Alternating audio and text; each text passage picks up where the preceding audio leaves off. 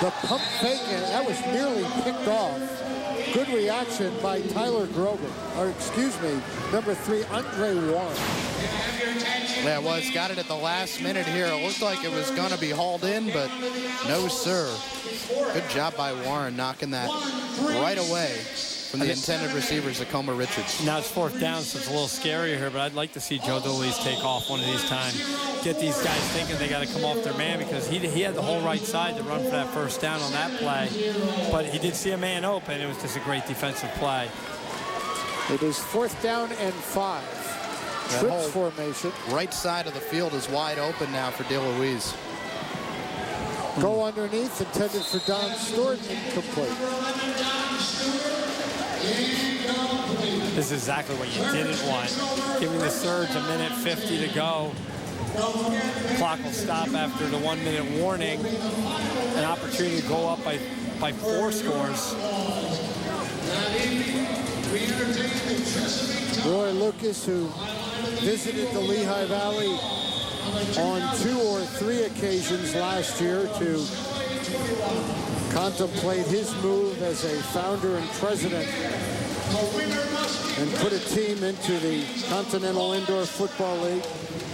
Got off to a rough start, 1-3, but boy, they are one of the top, I'd have to say, one of the top 4 teams in the league right now, either division, the way they're playing. Eddie going up top. Are you kidding me? Oh, baby, what a catch by Jeremy Collins. That might be the only play in their playbook. Throw it deep. Go deep. I'll throw it over your shoulder and haul it in. Playground ball. It is. And the Outlaws have had no answer. That is out of the... It was great coverage. Out of the 6 touchdowns tonight, 5 of them have been that pretty much same exact play. That's their best coverage out of all the touchdowns.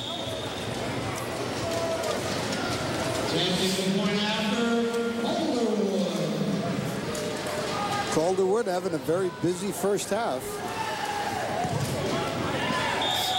42-14. New England. Let's go down and hear from Regina. Thanks, guys. And as we talked with Coach Lucas before the game for the New England Surge, he told us, we did get off to a 1-3 start. We asked him, what's the difference now? And he said, we changed some things in the coaching staff, but we know that our players we have on our roster can play. We know that. We've filled our roster with good guys that we know can get the job done. So now we just have to guide them and get them to the point where, they're in the right positions and we have the right people on the field. And obviously here in the first half against Lehigh Valley, they are doing that, and we've seen it so far in the second half of this season that the Surge has gotten out there. The players are playing and the coaches are coaching. Well, they have upwards of better than 10 players on their roster that have either Arena League experience, NFL football experience, Division I college football experience. They are a very talented group, and boy, for sure they're showing it here in this first half as they look to run their winning streak to 6 in a row. Mark Eddy has been amazing in this game. Sure, the receivers have to do their part and catch the football, but Eddy is really not throwing a bad ball tonight. Has he had any incomplete passes? Yeah, the one that hit the back wall because the receiver couldn't haul it in. That's about it, though. They need a big return from Eddy here. If they kick it deep, the Outlaws need to get this ball on the other side of that 25-yard line. Here goes another Robbins Diamond kickoff. Here's Zacoma Richards from the 7. Penalty marker coming in. Probably a face mask there. Stop made by number 2, Jeremy Collins.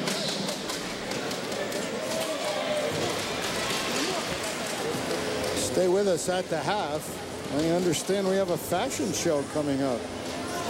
Well, let me get my jacket. I was going to say, did they give you your outfit? All right, guys, I'm going to leave. Are you guys okay up here? I'll see. I got to head down and I forgot to get in line. The Lehigh Valley College fashion show. The Outlaws dancers were fired up about that. They're going to be modeling some of the latest and greatest. Some of the youngsters. Here we go. Let's hear those thunder sticks.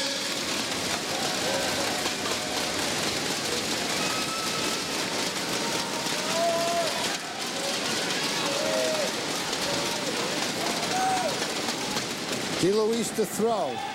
Again, blanket coverage. That was Rontrell Woodruff, and if he would have turned, that ball looked to hit him in the back. If he would have turned, he may have had an interception.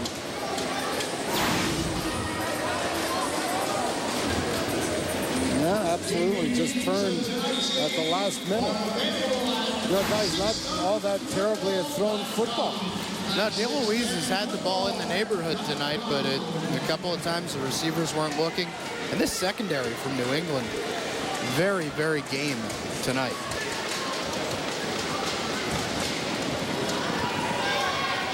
DeLuise in and out of the hands of Zacoma Richards, and then nearly picked off by Woodruff. And that was the first really poor decision that DeLuise has made tonight. That's not something you want to be doing.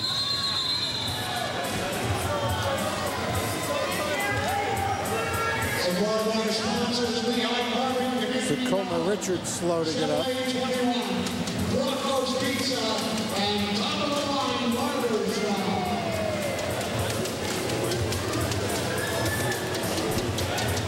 Let's go to Regina.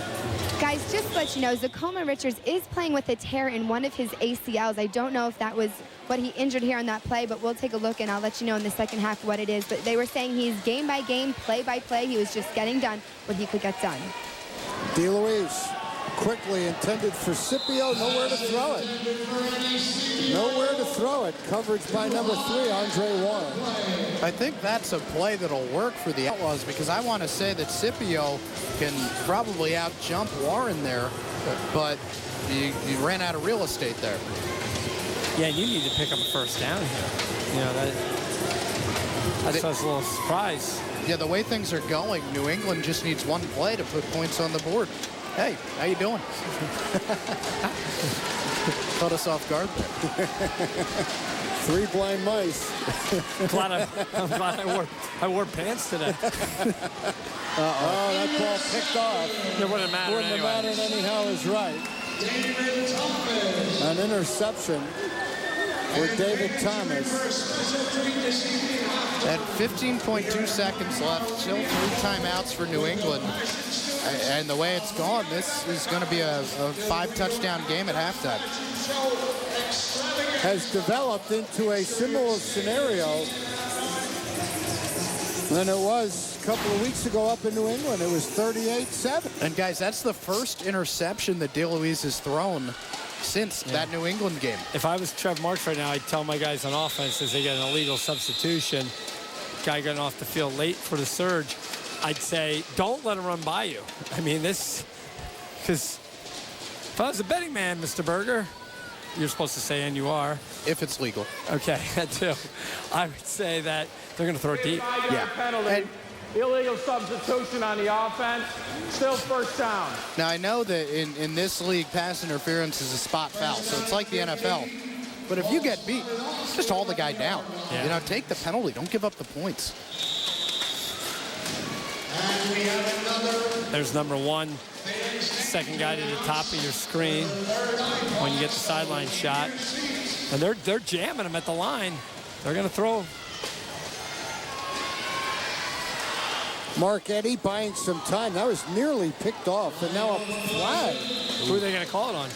Coming in, Joe Wooten, a nice defensive effort. That's a tough call against Joe. We'll take another look at it, but it looked on first glance that it was a clean play. But let's watch top of your screen, 3 in red.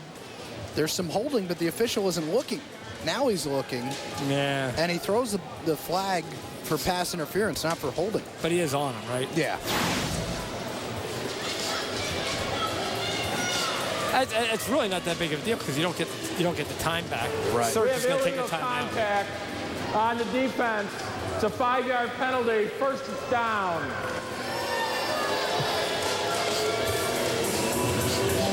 Now, just get your defenders back. Get them back.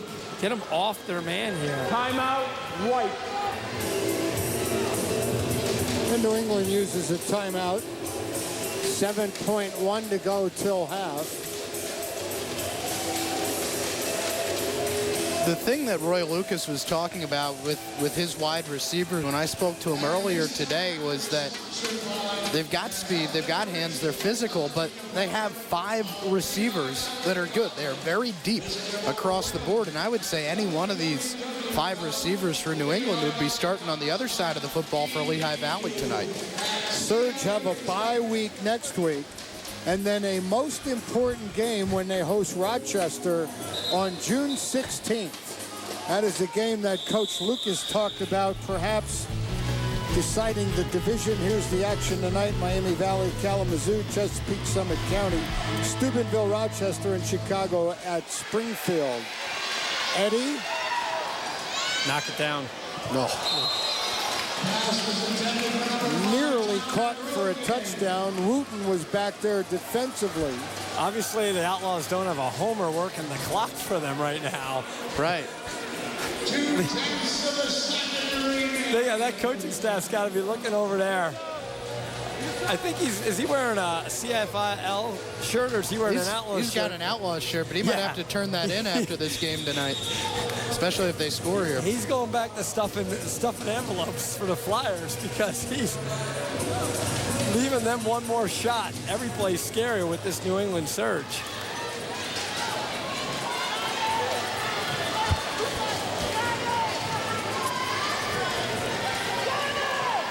Butler is not in the game right now, by the way. Perhaps the final play of the half. Eddie taking a shot.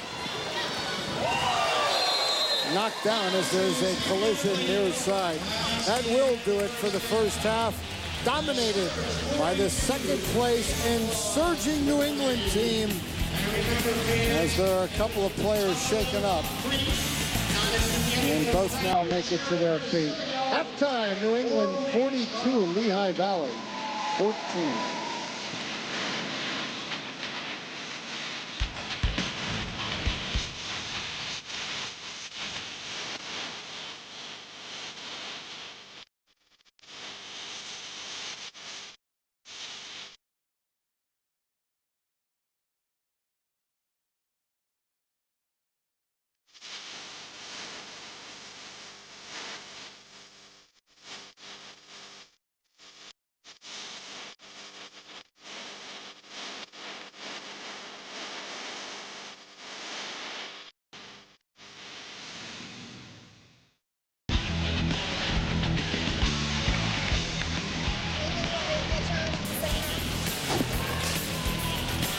We are back with New England leading Lehigh Valley 42-14. Gentlemen, Kyle, I'll start with you. Got off to a decent start, but we had posed the question to Roy Lucas with his 5-game winning streak, and I think we're all pretty well sold on Port Huron and Rochester.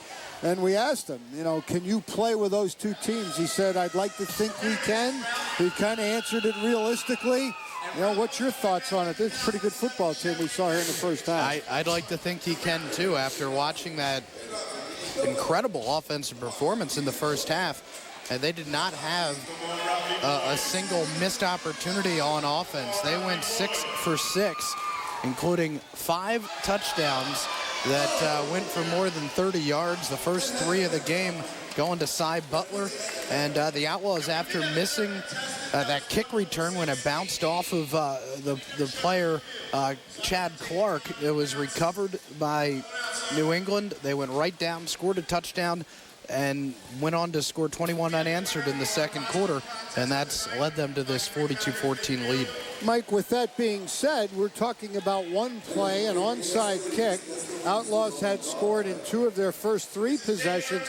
Cannot allow that to happen to you and that roll to go on. The Outlaws need to try and find ways to stop those slides, and obviously here in this first half, they were unable to do that. And the Outlaws have the pleasure of coming out in the second half and being on defense first. I don't know if there is an answer. No one has gotten near Marchetti. The passing is as accurate as I've seen in 2 years coming into Stable Arena by any quarterback. So I don't know what the answer is, Mike. They just got to play hard, and hopefully maybe you'll get a break. Maybe you'll get a break, an interception or something. So we'll see what happens. I missed the introductions for these two gentlemen here. I'm just glad that gentleman that we saw earlier that Kyle pointed out is part of the fashion show and didn't wear that just to go to the game. This fashion show is being presented by Lehigh Valley College. The design of the outfits are by students that actually have a fashion show and a fashion class. Speaking of fashion, we got to talk. It's summertime now. Chop that I know thing off. Mom's pretty good with the hair. I think it's time to just buzz it. Buzz it off, man. Nicholas will not get a haircut. There's his buddy Connor to his right. We can hold him down. And To his G-Man? left is the G-Man. Yeah, they got to Chris shave Brand, our it. golf announcer. There's Mr. Gnu. And they got to learn, don't wave at the screen. Wave at the camera, boys. You think the guy's been around the media long enough. See, Dad, no, he knows. Listen, guys, the camera's over there. There's G-Man. G-Man's like he found it. Even we figured that out when that camera was above us earlier tonight. You know, we finally decided to look up, you know. Ay. Outlawz home just one more time this year. And particularly the way things are going here. I do not believe that they can get a home playoff game if they don't win here. We'll try and figure that out. Yeah, I don't think that's possible. No, I don't because either. they wouldn't have the tiebreaker against New England, Right. and the best they could do is tie New England in the standings, and that would put them in the third seed. So yeah, if they don't win tonight, they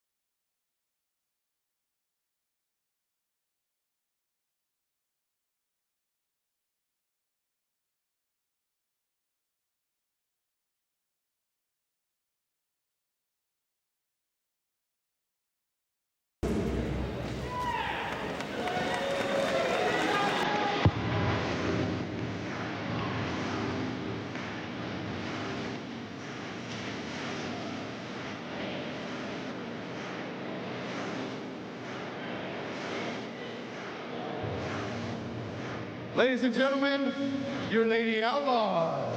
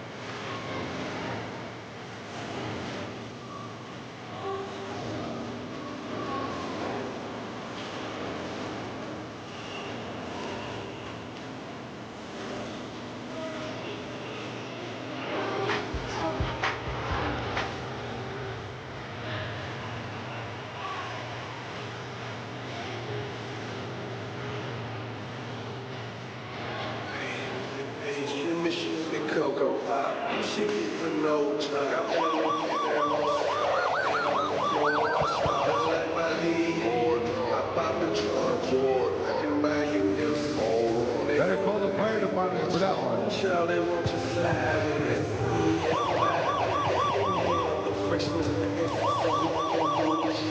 gonna be a late night. Show you what I taste like. I'm non-stop, no break like. Y'all like a great night.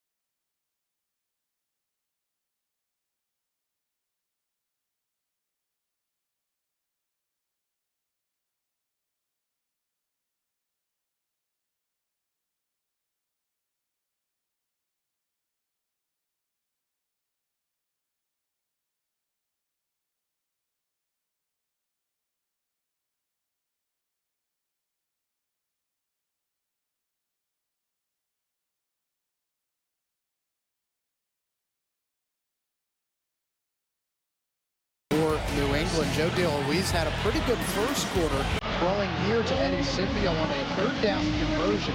That would set up his first touchdown pass of the game, going to Cifl Richards for a 17-yard touchdown pass. But New England continuing to answer the bell. Again, Mark Eddy throwing deep to Cy Butler, beating John Taylor down the middle. Outlawz again will answer.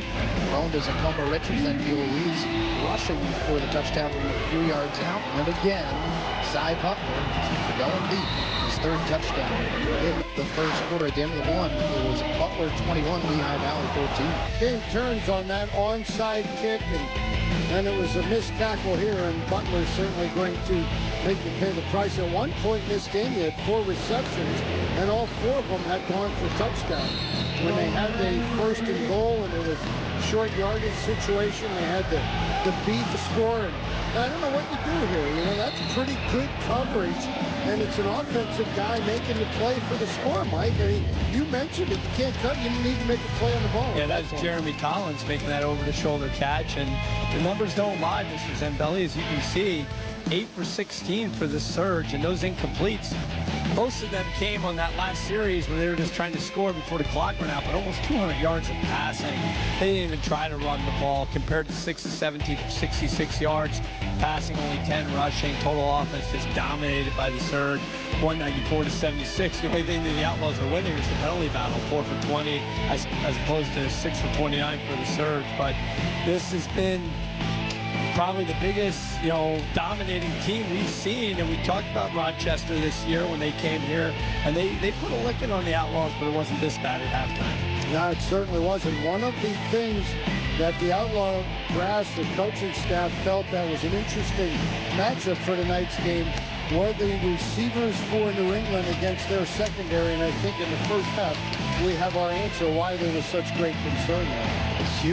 Huge decisive victory for the New England receivers against the Outlaws secondary there in the first half. Joe DeLuise is going to have to get his A game on for this second half to try to lead Lehigh Valley back from this 4-touchdown deficit. But Mike, as you said, toward the end of the second quarter, it's on the defense now because New England has that ball to start the third quarter.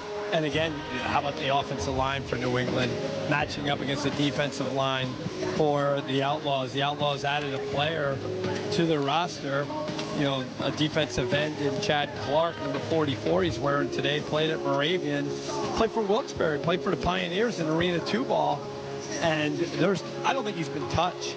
I don't think Eddie's been touched. I'm not so sure we're not going to see Kelvin Robinson in the second half. He's throwing, but so is DeLuise, and they have them both out there throwing the ball. I wouldn't be surprised.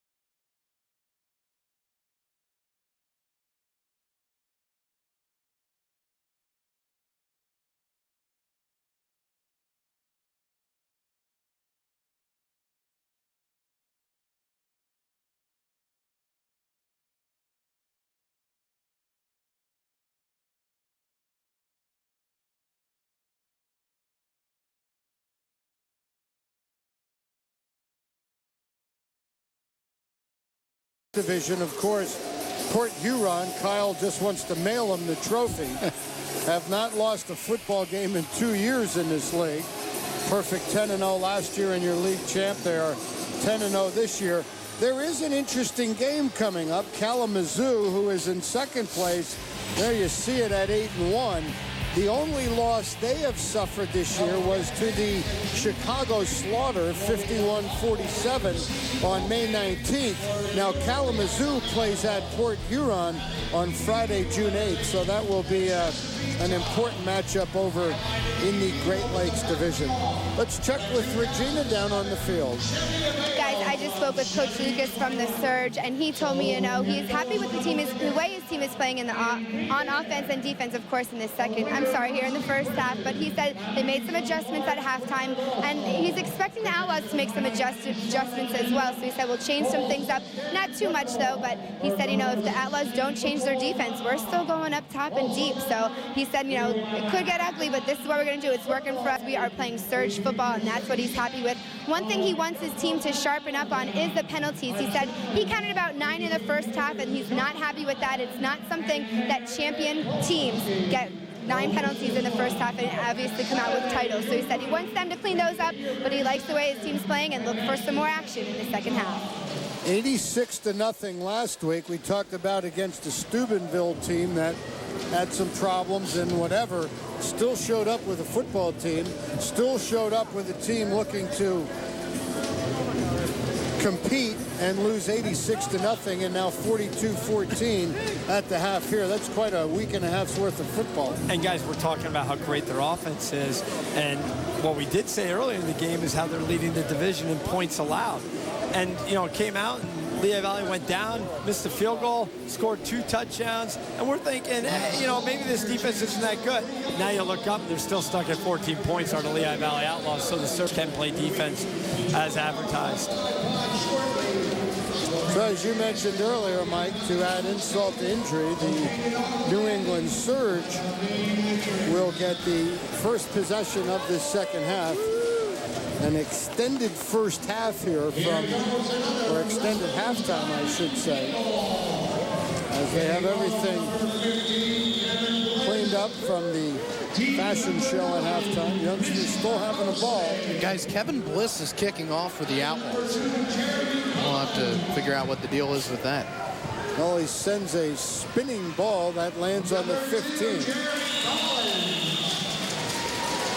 And we are underway, third quarter.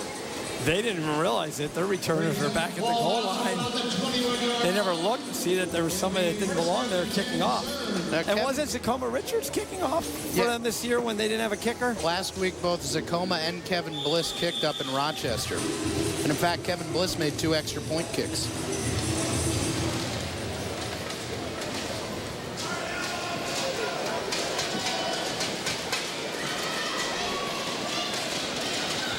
Marchetti, Cy Butler breaks in motion. And the quick release to the number 3 receiver, Tyler Grogan, on the reception. 6'4", 220. Grogan caught a touchdown pass at home last week, first time this year. Let's go down with Regina. Not looking good here on the sideline for the Outlaws. 2 more players out for the game. As you just mentioned, Kevin Bliss kicked off for the Outlaws. So Matt Roman, who is the new kicker, strained his quad earlier this week in practice. One of his first days actually with the Outlaws. We will not see him the rest of the game. And also number 27, Ray Simmons, he will not be back either. He also sprained his ankle. Long night becomes longer for the Lehigh Valley Outlaws as they will now be short a few players. Pass complete once again to Grogan. Just kind of sat down in front of the defensive coverage by Kevin Bliss. That loss to Ray Simmons is a big one for the Outlaws because he has really been an effective player on the defensive side of the football for Lehigh Valley this season, and not having him in the lineup, they now have moved Chad Clark in to the rotation. He's playing defensive end. That's New England's radio guy. Yes, it is.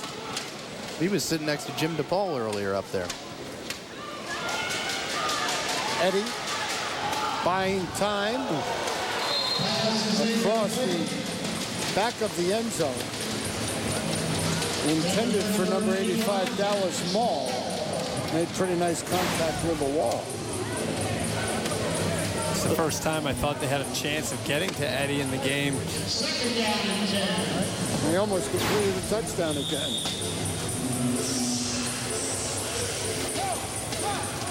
You mentioned earlier, Mike, that Al Stokes was having a tough time. Well, the center, Mark Grocia, has given up about 50, 60 pounds to Stokes, but he's doing a nice job of keeping him in check. It doesn't matter in a pass rushing game. Wow. And he's passed. Did he make that catch? Yeah, Absolutely. but he's not in the end zone, but that's a great catch. They are ruling that incompletion. I'm surprised like one of the players on the surge didn't just hand him the ball over there. I don't know if the officials could see if he caught it. Watch this. I'm not sure. Say he drops it right now. Doesn't matter. He's got it right now. Leans over. Yeah, he's got it. Yeah. They gave it to him. Even if that came out, that was a reception. Yeah.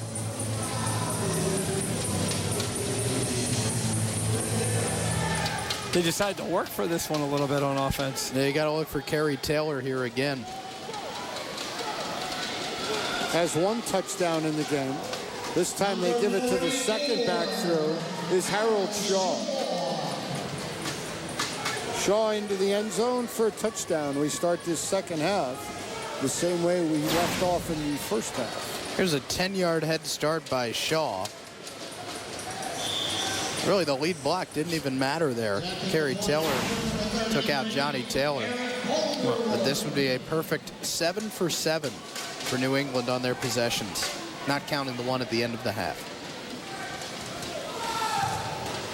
I'm just wondering, when was the last time they had a possession that they didn't score on? If they put up 86 points last week, there couldn't have been too many missed opportunities. No. I mean, how many times do you have the ball on offense in a game? Whatever is written on that. I mean, one possession they didn't score on today, correct? Yeah, the last one right before the half. And that was the end of the half, so How many it doesn't really seconds matter. were left when they got the ball? 15? Yep. Yeah.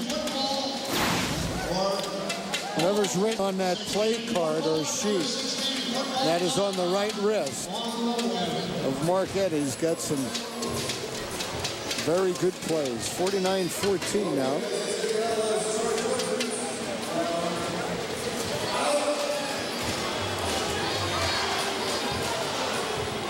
Well, at this point, every possession becomes must score for the Outlaws, and at some point, the defense just needs to figure out a way to stop this surge offense.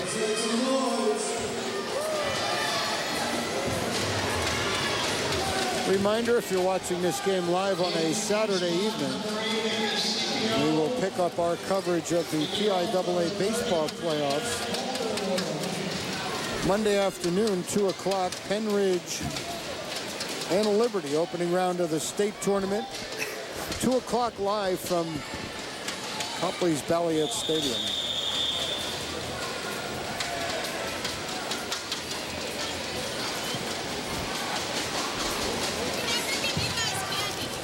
Thank you. Special delivery, Mr. Zambelli. Like Giannis here scoring a little treat. Candy being distributed by the Outlaw dance team. There's a story behind this one now. I actually saw her somewhere a week ago, and I said, hey, you never bring us any of those peanut chews. So I got a peanut chew. And I see you thought for yourself you didn't get one. Well, you didn't get one for us. I said you got one. I said you never one give us Yeah, a peanut and chew. he's gonna eat that now, and his next comment's gonna sound like, well, go ahead, Like say something, peanut Mike. chews. No. Peanut chews. I can talk and chew peanut chews at the same time. It's fine. DeLuise is He's offsides. DeLuise, the quarterback, to start the third. Yeah, There he is, chomping away, chomping away. You ordered for yourself. Should I go down there and get How more? about you and I? Should I get more? Nothing for us. I'll order a pizza or something. I don't know. Yeah. Yeah. Excuse me, let me finish here. Yeah, give him a minute. I tell you, tough deal. Has anybody got a... Can you guys get me a beverage? You're not drinking this, are you? Go ahead. Thanks a lot. We have lost control. First and 5 after the penalty.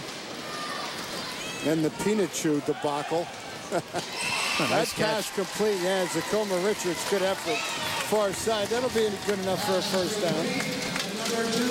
Zacoma's probably played his best game that we've seen tonight for the Outlaws. Has a touchdown catch, a couple other nice pickups, and grabbing that one right off the turf for a first down.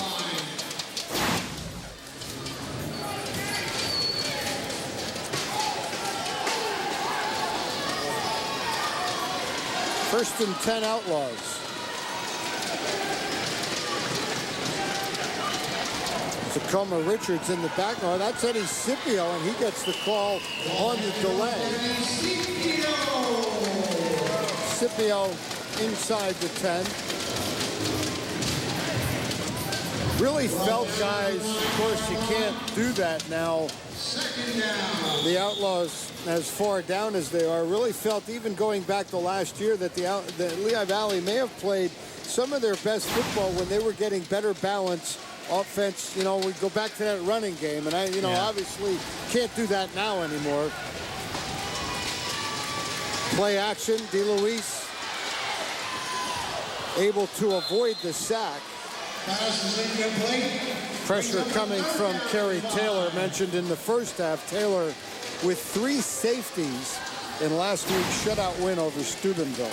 And one of the big differences this year between the play of Joe DeLuise and last year's quarterback, Chad Schwenk. Schwenk took a lot of sacks last year. And DeLuise, I believe, has only been sacked 3 times this season. Well, he's more agile than Chad Schwenk. Yeah. Chad Schwenk was a more accurate passer and loved to chuck the ball downfield and didn't want to run with it. Scipio, motion man, intended receiver, touchdown, Lehigh Valley Outlaws. There is a penalty marker on the play. It appears to be on New England. Got to go for 2.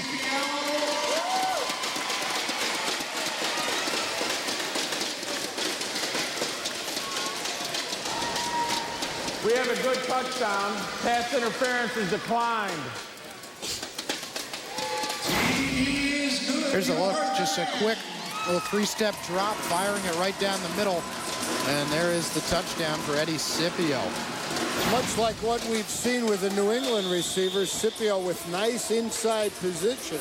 There was actually some good coverage there. I'll give you $1, Mr. Zambelli, if Joe DeLuise does not carry this football. Get it up. Outlaws are going for 2. I'm going to make you pay, too, because you didn't come up with that peanut show. Come on, they got to give it a Scipio. That's why they have him back there. You owe me $1. No, that's not what you said.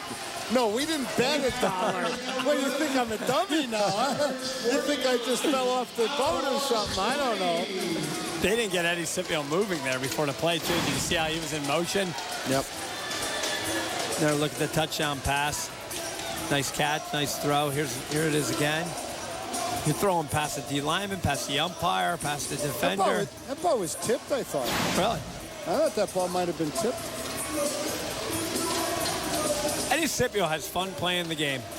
I remember this guy stepping on the field. You know, we were talking about his high school career earlier. He was out there as a freshman, I believe. You know, he was starting to play a little bit, and he was, what, 125 pounds soaking wet that year. I mean, if you see him now, even compared to a senior in high school, how much thicker he is. Let's go down to Regina on more on Eddie Scipio.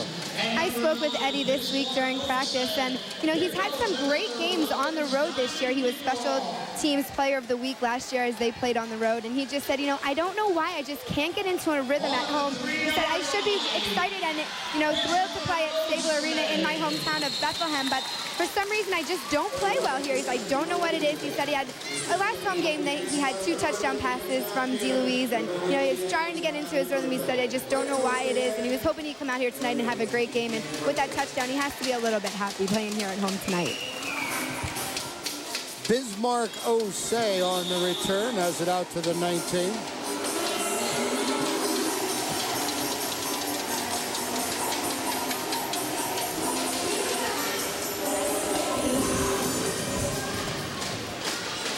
First down and 10, ball spotted on the 19-yard line. Mark Eddy brings the offense up to the line of scrimmage. Jeremy Collins in motion. Eddie, nice job of buying extra time. And that completion on Eddie, nice job to get the ball ahead to Dallas Mall. Yeah, for a second there, it looked like Devin White could have ripped it out of his hands, but they were going to fight for it here. Yeah, watch here. Brian Smith was tied up on the play.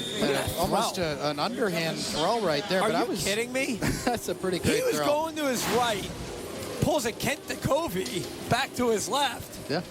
Throwing it from his hip, and he was accurate. That's tough enough going overhand, going across the field like that. Wow. Gain of 5 on first down. Pump fake by Eddie. Now passes over the middle. There's Maul for a touchdown. Too easy. We do have a player hurt behind the play for New England, but man, that is just too easy. That right there is Emerson Kilgore, who's holding his left knee.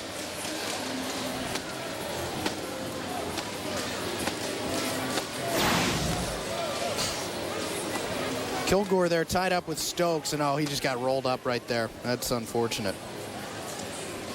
I mean, that's not bad coverage. Again, No. You know, we were talking earlier, well, these guys are separating, they're wide open, but some of these touchdowns now have been good coverage, and he just drops it in the old pickle barrel and puts it right on the mark, and the guys pull it in every time. That's got to be frustrating for the secondary. Has to be very frustrating. You know, the other thing, too, is, you know, again, I'll go back to one of the keys to the game. You know, they're bigger and stronger. So when you do get the ball up there, I mean, Eddie put that one up there. It's like a jump ball or a rebound, and his guys are the stronger and quicker to the football.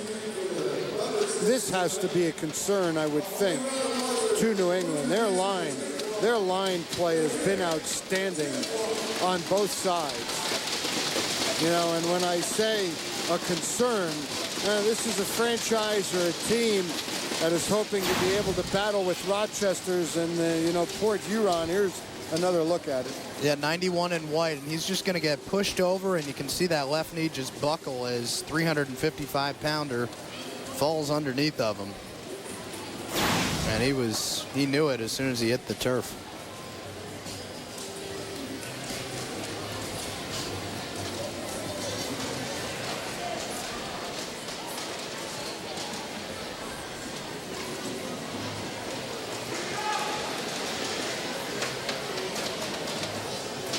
No matter where you play this game, what level, what age, that's always devastating to see this. It's an unfortunate part of great sport of football, the injuries. Mike, of course, as you so very well know, you put so many hours of working out in a weight room for so precious few moments of playing time. You know, games are, you know. How many college games have we done over the years, Mike, where we just watch stars, borders of the world, just everything you dedicate your life to, and it just ends like that?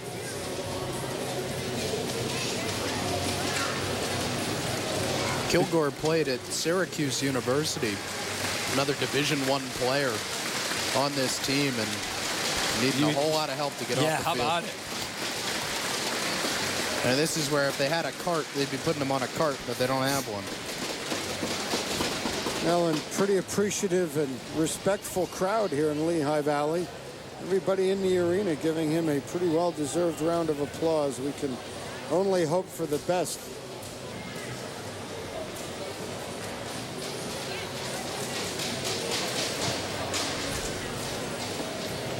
This is the biggest guy on the team, 6'6", 335 pounds, and it takes 4 guys to carry him off the field.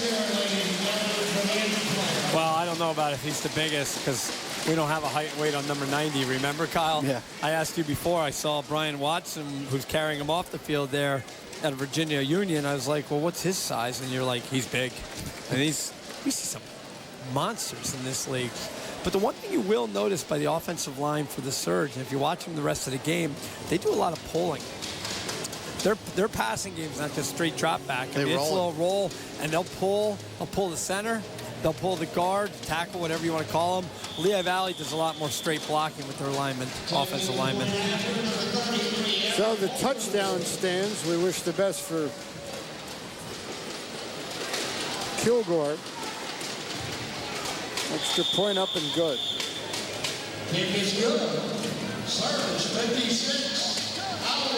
Surge have put up 56 here. Another look at the touchdown. Back to the play number 1 in the playbook. You go deep. I'm going to throw it in your general direction. You catch it. And those guys have been doing that forever. Eddie and Maul, they were high school teammates. They were teammates at Bentley College. As we mentioned before, Mark Eddy threw 121 touchdown passes in his career. 78 of them were caught by that guy. And that was an NCAA record that still stands. 78 career receiving touchdowns in Division II for Dallas Maul. Outlawz defensively this year. Most they've given up in one game was last week at Rochester, 77. Also gave up 63 to the Raiders to start the season. We've got a long way to go. Still 5:35 to play in this third quarter.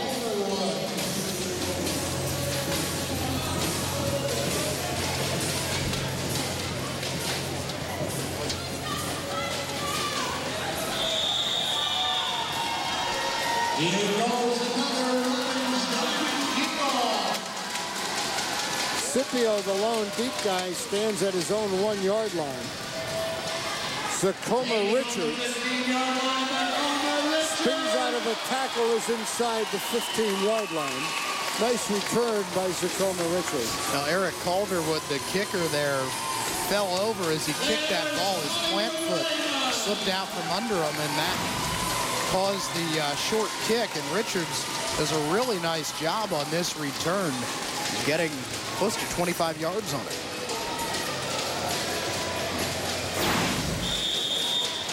First down and goal. Ball on the 10-yard line. It'll be first and goal from the 10. Dom Stewart is checked in offensively, number 11. DeLuise looking for Tacoma Richards, checks off and has. That is Dom Stewart for the touchdown.